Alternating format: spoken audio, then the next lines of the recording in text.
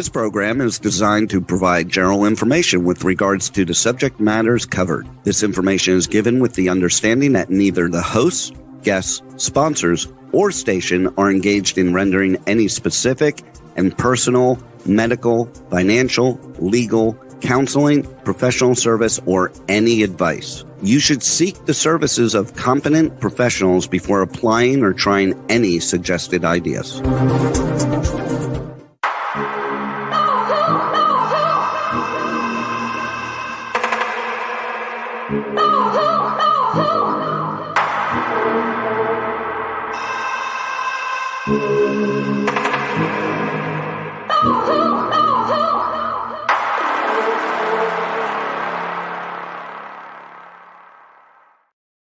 Good morning, truth seekers and true crime junkies. Welcome back to another episode of Hit the Road, Jack, Finding the Zodiac.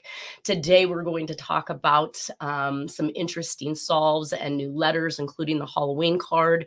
I would like to welcome now at this point in time, Harriette Sucher to the show. Yes, good morning. Good morning. Very Merry Christmas. You look very festive. And I got my Easy Rider jacket. I've had this for a couple of years.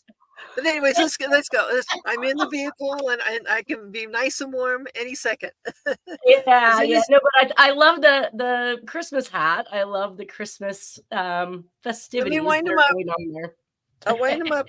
There we go. He's going to wave at everybody while we're doing the show.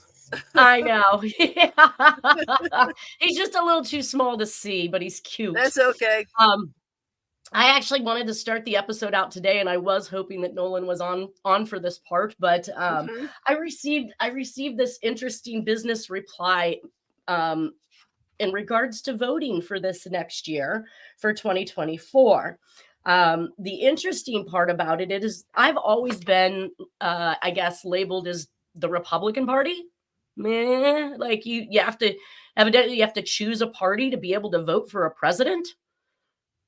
Yeah, they want you to force you to stake your claim as to what you are.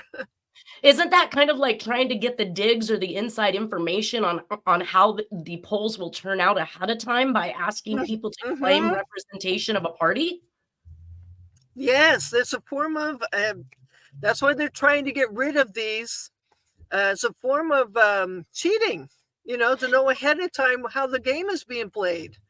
Right. In political science, back in 2012, when I took the class, it stated that only 54% of Americans go to college, and you're more likely to vote if you've gone to college. So of the 54% that go to college, roughly 50% end up being Republican, the other 50% end up being Democrat. So they know that they have a certain amount of numbers they can count on just out of the gate, out of the American citizens, which I think was why Trump was such a shocker, because people who would never have voted before actually came out of the woodworks to vote. Hi, Nolan. Good morning, Nolan.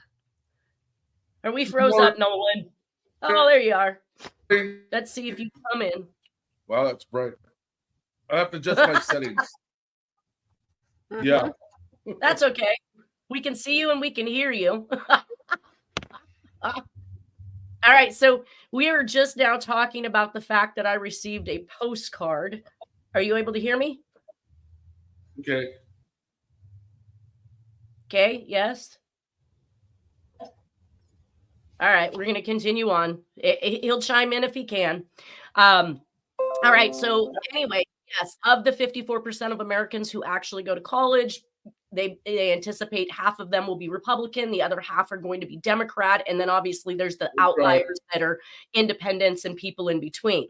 So basically, I had always subscribed to being a Republican because they protect my rights to bear arms, and to me, that's always been a very important factor.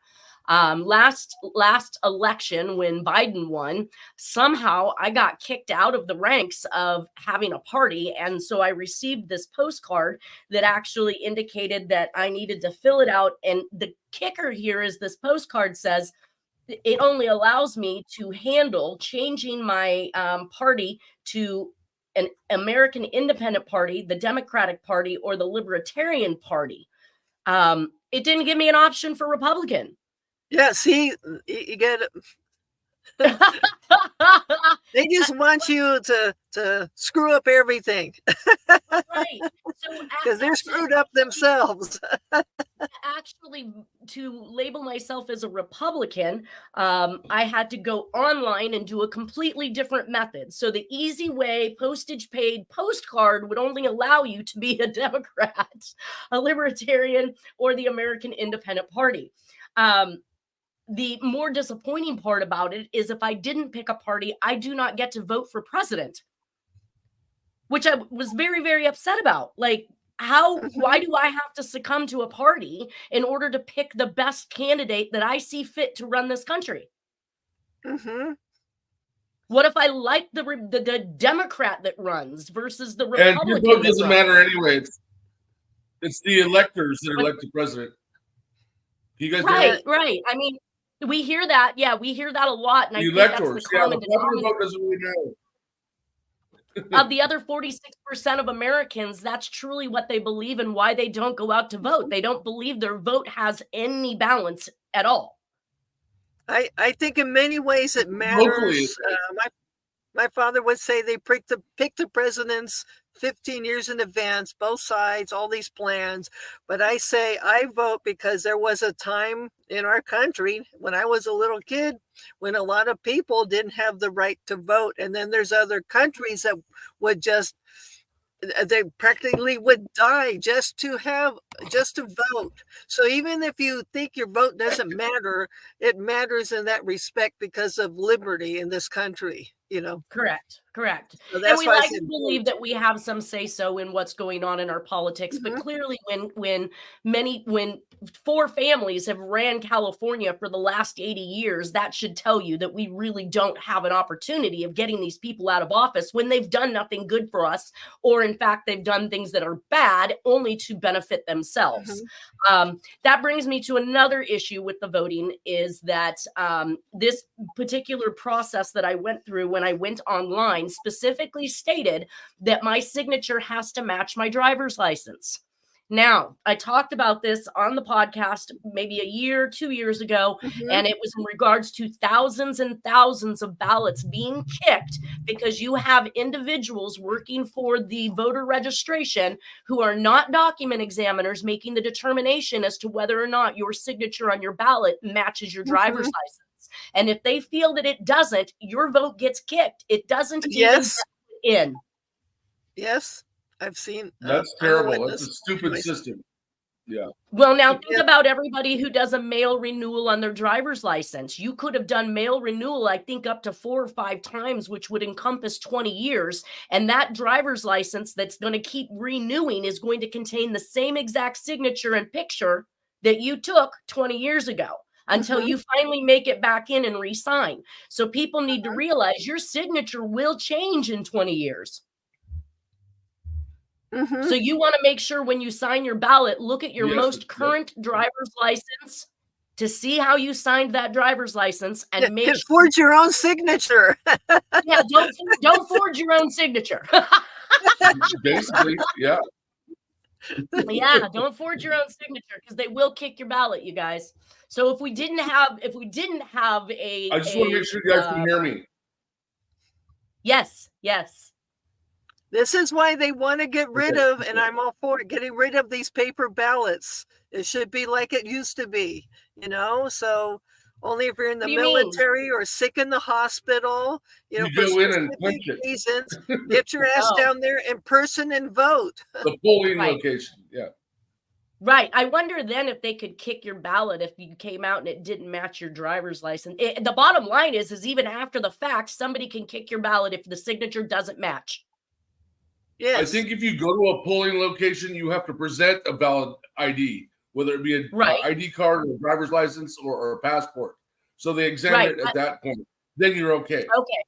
So you're thinking these are just mail-in ballots they're doing this verification with? Yes. Gotcha. All right. So if Major America, just like I am, getting this at home, voter registration stuff and voting from home, then you have to be very well aware that if you're not using the signature that is currently on your driver's license, that your vote will not count.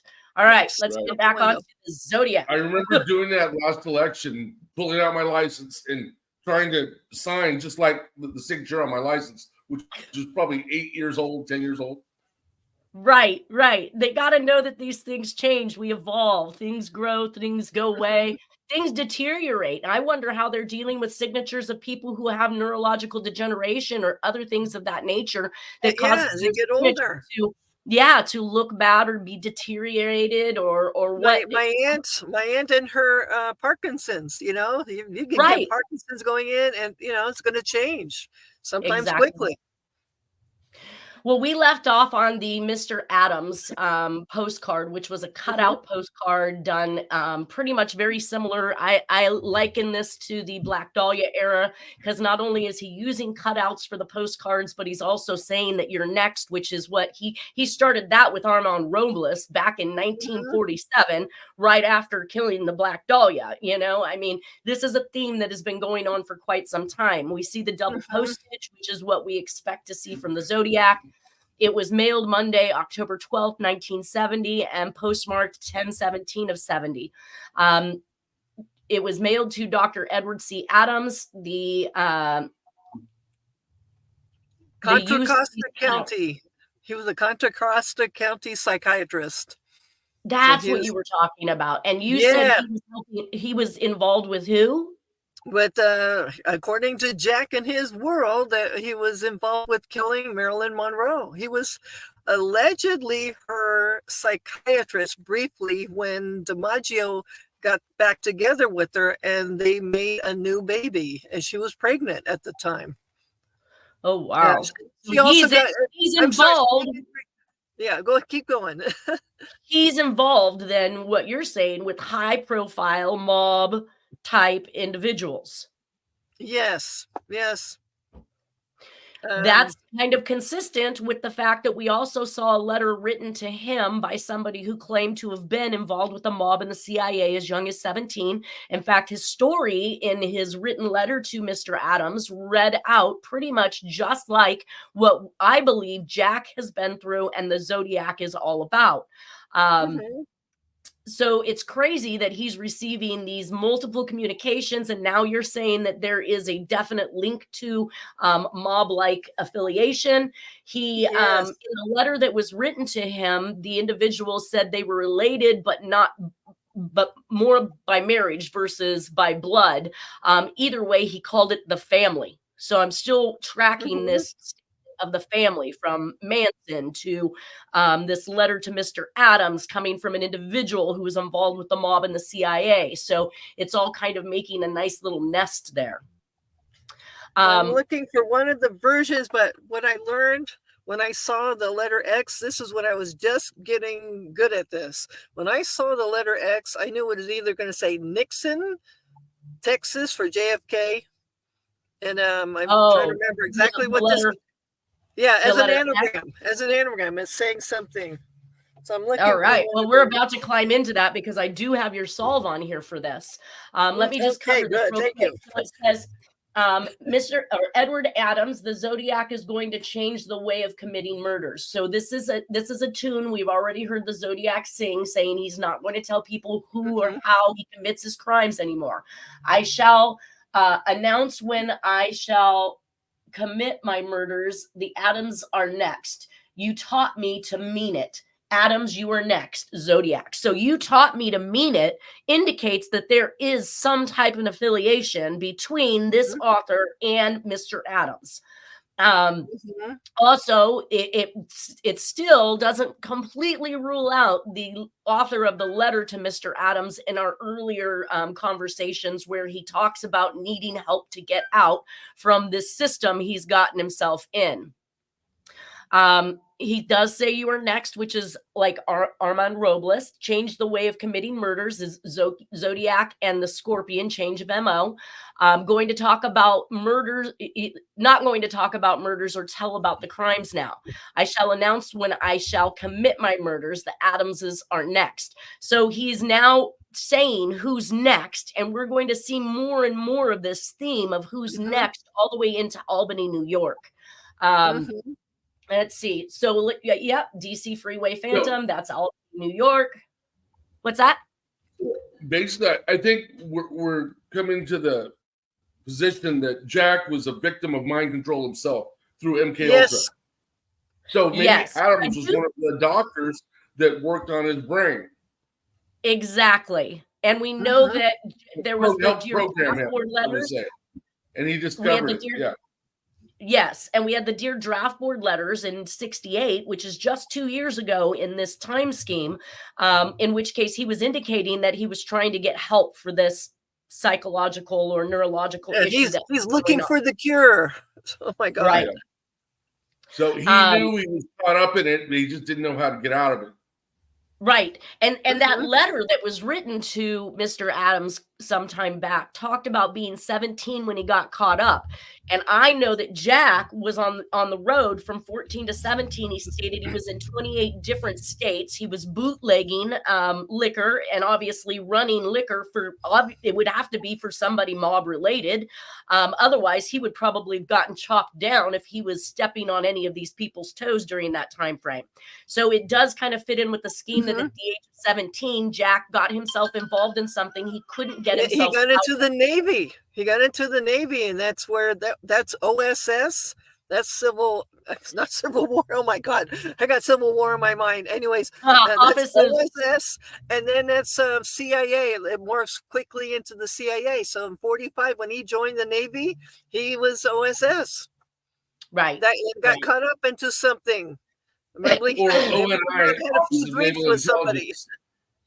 Yeah. Yes. Could have been ONI too. I think that he, and I think that he had already achieved some level of, oh gosh, I don't know how to say this. He may very well have decided to get into the military because he was instructed to do so. You know what I'm saying? They place him in the position of training and learning where they need them so that they can come back and call on them when they're trained and ready. So there's also that thought. I think the reason why I'm believing exactly what you're saying, because I know I had family members and other friends who got into what they called the junior ROTC, which was what is now called middle school age. So you're 12 or 13 getting into that. Right. So you got somebody, it wasn't called that then, but I would say that they noticed he had a very high IQ and could do certain things with math or whatever. And then I think at the age of 12 or 13, because remember, he allegedly quit school at 14. So that's the age group, you know, they probably said, hey, we're going to take you. We need you. We can do things with you, you know? Right.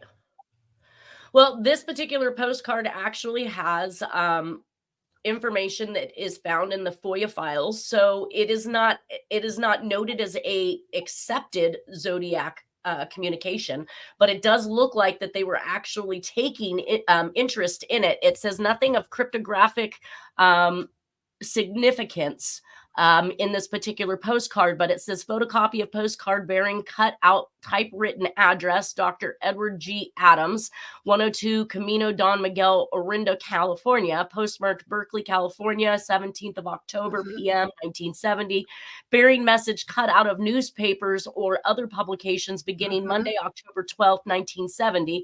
Edward Adams, the Zodiac is going to. So I wrote up here that it's interesting part about the Mr. Adams is that he is being contacted by mob and related individuals, and that is kind of confirmed by what you just said, Harriette, in regards to the Marilyn Monroe and the Giancana connection. Mob-related individuals who refer to him as family, and then the Zodiac Killer, who I say is related to the very same type of people. It's looking like a list of who's who and in the know, like Melvin Belli, Robert Graysmith, Paul Averly, and now Mr. Adams, all seems to be wrapped up in this know of what's going on. And that brings us to your solve, because you actually did have a solve for this card. Yeah, let's see, which page is this one? This one is page 20. Well, I can read it from here. It's Lita, which he's calling, he's missing the H again. I've seen many times where he's spelling Lita Marie self or Lita and self without the H. So whoever he's talking to does not pronounce the H. So it says it's the decodes out as wife Lita M self. Oh my God. Registered nurse Donna Lass, 19. Supplied 10 cc overdose that killed for Sam Giancana's girlfriend. Sam Giancana was 53 years old and she was 19 in 1962. Anyways, Dolt. Who was 19? Donna Lass was 19. She was a nurse becoming a registered nurse. So at the same time period. Anyways, and then it says Dolt. I've seen other decodes where he's referring to Arthur Lee Allen as Dolt because he's kind of stupid. Anyways, Dolt Aviator, Arthur Lee Allen at 1:24:59 a.m. record 666 fast moving pictures. Richard Nixon of California took camera. So he got a hold of the camera and took the pictures, or took the camera. But I see later decodes that Arthur Lee Allen was able to make some pretty disgusting stamps out of that stuff. So anyways, that's what I got. This is early on. So there's probably going to be some more evidence if I dig a little deeper, but this is it. I mean, he's saying a lot here, man. All right. So you continued on. So the two cipher messages bring up about Arthur Lee Allen and dead Marilyn Monroe pictures. Well, Jack Terrence apparently sent cryptic messages to Dr. Edward C. Adams, 1969 and 1970. The October 14th, 1969 envelope with two stamps is an anagram of everything on it. So you use the PM Oakland, California, October 14, 1969, airmail, U.S. postage, 6 cents, Franklin D. Roosevelt, U.S. postage, 6 cents, Franklin D. Roosevelt, Mr. Edward C. Adams, 3255 California Street, Redding, California. Now, I had this one going to Camino Don Miguel. So did I place the Mr. Adams solve with the wrong postcard? No, I don't think so, because he's in Orinda. He's but this Jack one is Redding, and we had two postcards, one to Redding and one to Orinda. So it looks like I misplaced this particular solve onto the Orinda card when you use the Redding, California. Yeah. So, but he's still saying pretty much, I can tell you, he's saying the same thing. He knows what they've done. And he knows that this guy is involved with the murder of Marilyn Monroe, who had just given birth. That's right. She wasn't just pregnant. She had just given birth about 6 weeks earlier. I keep on seeing so many. Okay. I see that one is for Redding. I see that the one below is the one for Orinda. So can you read that one? The Letha Self Crowd Crooner? Yeah. Is this in my book? Yeah, it's in your book. You want me to read it and then you can explain it? Yeah, go ahead and I'll look for it because this is pretty. It's page 20 and 20. It's page 20 and 21. So you have them back to back. There we go. So it's saying Letha Self Crowd, the Crowd Crooner, YM, which is Yves Montand, Adams, and Adams go to Brentwood. Let me just read this a little better. Letha Self Crowd Crooner, Yves Montand, Adams go to Brentwood, California, 1097. That means arrive in police code at 21:32 or 11:32 p.m. Secrete 10 cc Numbatol upcut rectum killed. Well, she was pregnant again. Anyways, Marilyn Monroe DiMaggio at 01:23:10 or 1:23 and 10 seconds a.m. Cicely Giancana paid duo spies 7.1 B for billion Swiss francs. So that's what it's saying, man. He's the revelations are amazing out of how he did these.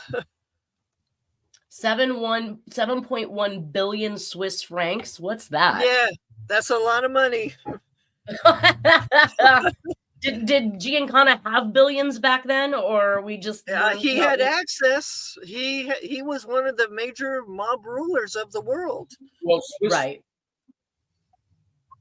Swiss francs weren't probably equal to dollars then. They're probably less than dollars. Yeah. Gotcha. Because that's a lot. That's back still then, a lot billions. of money. That is a lot back then. Huh. All right. Well. Oh, come on. Why is my... So this is the first, well, I don't know. So was Eve's You're cutting in and out. One of Marilyn's boyfriends? I can't understand your question. You're cutting in and out. Yeah. Okay, can you hear me now? Yes. Mm-hmm. Okay, yeah. Yves Montand is an actor. He's not a singer, but it refers to him as a crooner. Maybe he did do some singing, but he's better known for being an actor. Yeah. Very handsome. He was an amazing singer. He especially in France. He was really big in Europe. Oh, he was. Okay. Mm-hmm. Yeah. Very good looking man too. I mean, and who is Yves Montand? That goes.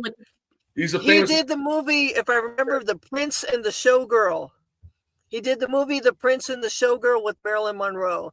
And he was, before the Zodiac cases, I heard doing some shows, documents, whatever, that he was among the very last people to see Marilyn Monroe alive. So he was a suspect in her death. So wow. Jack is saying that that he was there.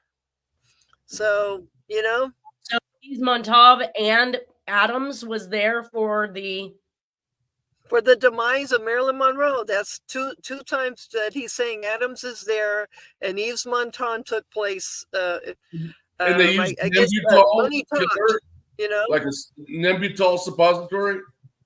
Right. And so that's bringing back to mind that I think that there was some type of information that suggested that Marilyn Monroe's doctor had come over to administer something to her, right? Mm-hmm. Yeah. And who really was the doctor? Because this is she had just got back again with DiMaggio, and DiMaggio was living in Martinez, Costa County. So he's a psychiatrist from there. Martinez is really close to Orinda. Oh my goodness, you guys, you're giving me goosebumps. All right. Well, that moves us on to more nurses. So basically, we also have the continuation. Like I said, we see the movement from San Francisco to South Lake Tahoe with Donna Lass. We see the movement of the communications in the newspapers telling the Zodiac to move and make a new family and find a new place to live. We see the movement in the Zodiac's communications as he indicates he is moving his way towards South Lake Tahoe by sending messages out from Sacramento and so forth, and Fairfield and these areas. We also see the movement of Jack from the Bay Area into South Lake Tahoe. And now we're going to see a theme of nurses that are killed that follows the theme of Donna Lass as she leaves San Francisco and moves on to South Lake Tahoe. So on October 26, 1970, we have Nancy Benelak. She was abducted from the Arden and Bell area, which is right here in my Sacramento area. 27 years old. She was a court reporter. Oh, I'm sorry. She's not the nurse. She's the court reporter. I think this is one of the ones that we had fitting in with the hole punches, but court reporter in Sacramento County. She was found dead in her apartment with over 30 stab wounds. Police believes that the killer put tape over his fingers so as not to leave prints. That's an interesting concept. Tape. Yeah, we know that I have a solve relating to her, and I've never finished the solve relating to Judith Akari. That got over 1,000 symbols. I said I'm moving on to something else. So, but there's a connection here. Like you're noticing, the nurses. We got some mob connections. So I'm going like this because they crisscross, and there was a reason, unfortunately, why these ladies met their demise.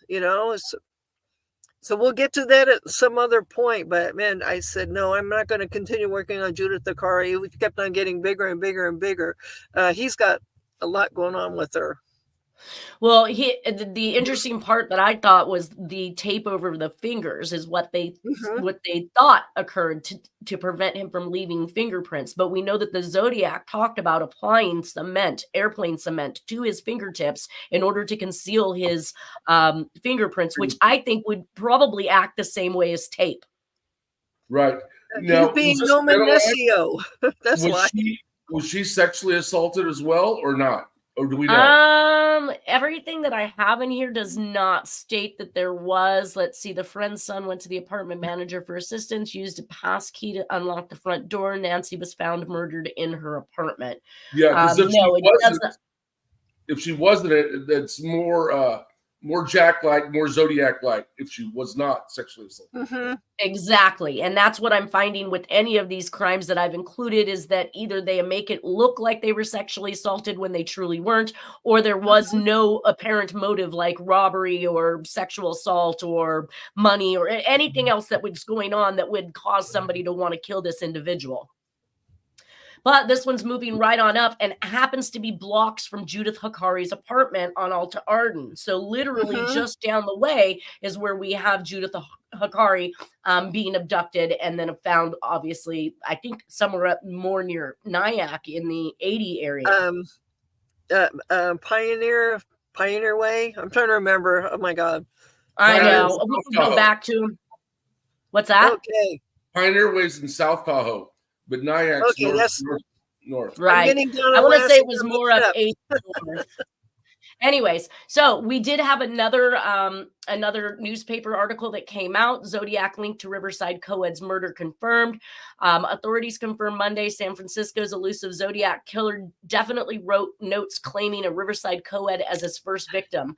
Riverside Police Captain Irvin Cross said the investigation into the 1966 slaying of Sherry Jo Bates would be reopened on a full-scale basis. However, he said the messages may only indicate the Zodiac was just trying to capitalize on publicity. After all, the letters were received 7 months after the killing. The mysterious killer did not start calling himself Zodiac until 2 years after the Bates slaying, when he began sending bragging letters to San Francisco Bay Area newspapers. I want to correct the newspaper here right now because the Sherry Jo Bates letters were actually labeled with a Z at the bottom. So before he the gun sight symbol, he was using the letter Z, and which tells me that he is in fact the one and the same. UPI. Riverside UPI. Right. Yeah, her paper. The way that he messed with her car, disabled her car, and offered her, that MO is very Zodiac-like. Yeah, all the way, everything about it. He claimed 14 kills in 1968 and 1969. I'm like, oh my God, where'd they get this number? 14 kills. We are at the 13 and 14 stage in 1970, but by 1969, I saw nothing that indicated he had killed 14 people, but we know the newspaper isn't always correct and they like to sensationalize things. Cross said he sensationalize. Yeah. No, Cross later he claimed more than that, but at that time in 69, he wasn't claiming 14. No, he wasn't. Cross said he received verbal confirmation Monday afternoon from state handwriting experts that the notes sent to the Riverside Press Enterprise were from Zodiac. The 3 notes read, Bates had to die, there will be more. San Francisco Homicide Inspector William Armstrong said there were strong similarities between the Zodiac slayings and the killing of Miss Bates, 18 of Riverside City College.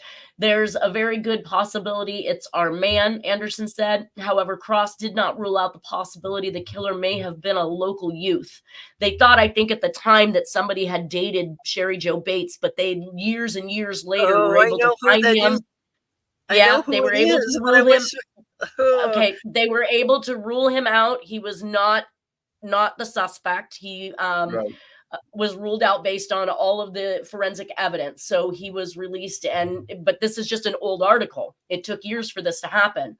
Riverside officers said they have suspected an unidentified youth since January 1968, several months prior to the first Zodiac killing. The suspect was in jail on another charge before the San Francisco Bay killings began during the summer of 1968. The Press Enterprise has ran several stories indicating police know who killed Miss Bates, but don't have enough evidence to try him. And so that was their line of the suspect they were following the entire time. Zodiac sought for, slayings in San Francisco. Vallejo and Lake Berryessa has written several notes to local newspapers. In the Riverside killing, Miss Bates was knifed to death after being lured from her stalled car to a deserted parking lot. So again, why they are still trying to bifurcate these cases, we'll never understand. And that Bates had to die. That shows that there was an ulterior motive besides just killing someone. There was a reason behind it. There was a link. Same with like the Darlene Ferrin. I think there was something else going on besides just, I'm going to kill these people. There was something behind, the scenes. Some sort of motive. Well, when we take it all the way back to Georgia Bauerdorf, she was an oil heiress. It said that her murder was retribution. In Black Dahlia, he said her murder was justified. In Bates had to die. So you're right. He's following this theme of the necessity for the killing of these individuals as if to take the fault off of himself. So he's being told to do this, instructed to do this, paid to do this, whatever it is not his choice to do it. And I think there was also information at Lake Berryessa where he said, I have to kill you people, right? Didn't he tell Hartnell and Shepard in some communication or conversation that it's time? Even I think he said it to Sherry Jo Bates. It's time for you to die, So he is letting these people know that this is their this is his job. This is what he has to do. Not that he wants to, but he has to. So that brings us to the Halloween card, one of my favorite communications, obviously, for apparent reasons. It shows that the Zodiac has been creating and manipulating the communications of greeting cards by creating his own styles. Here with the skeleton on the front page saying 14. Now, this could mean, and some people think this means that 14s were killed. Some people believe this means 14 people have been killed. This does follow the 13th victim card, so it would make sense that it's 14. We are now seeing... Right. We're now just seeing the 14. So that article of saying 17 victims is kind of... it's out of whack. Again, the newspapers. So I love 13 cards, like Ass as a Dragon. Yeah. These cards are just the funniest things ever. I know. He's definitely got some humor. So it shows the 13 eyes were hand drawn onto the card. The 4 and the word teen should be considered a play on numbers like flight 555 or flight 3 of a kind. This could mean that there is 4 teenagers dead and not a tally or total number of victims. So you could go either way with this. I'm not sure what year the card was produced, but was there something where you could go to a kiosk or something like that and create these cards back in that day, Harriette? No, I don't think so. But somebody over the years said that you could find this card at near Monterey. That there was a shop at Monterey had these cards.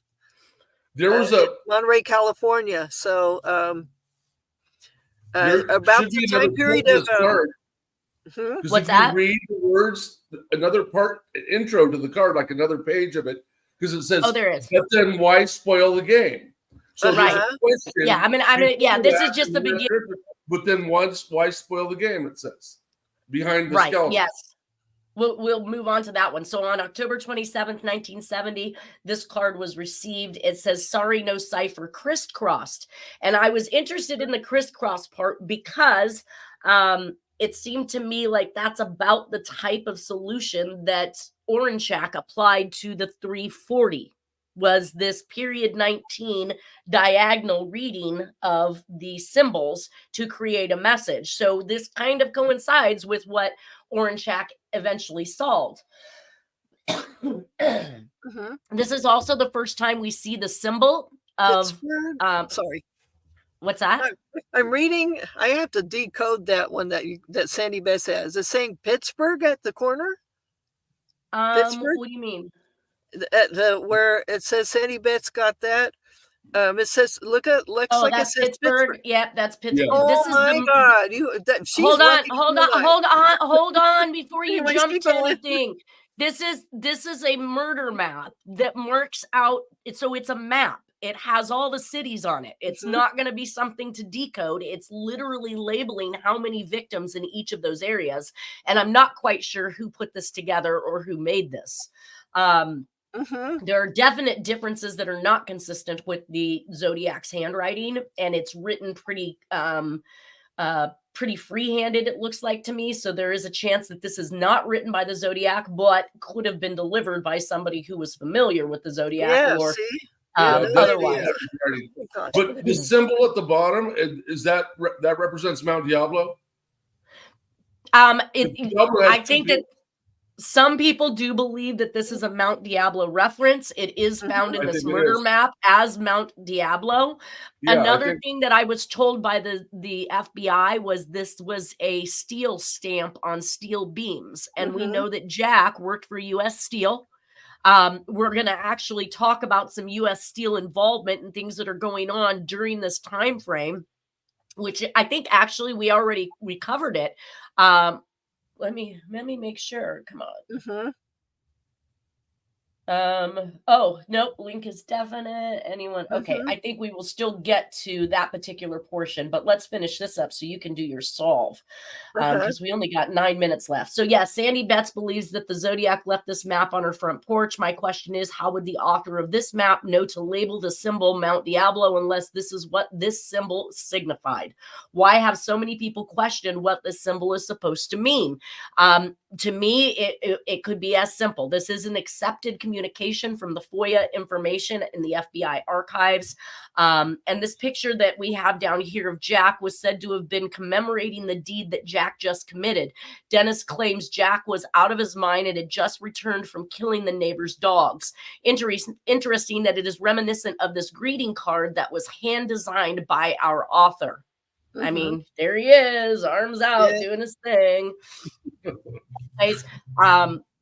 The envelope itself was mailed to Paul Averly of the San Francisco Chronicle on 5th Mission in San Francisco, and it's using the moon landing stamp. So we start to see the moon landing stamps starting to make their round.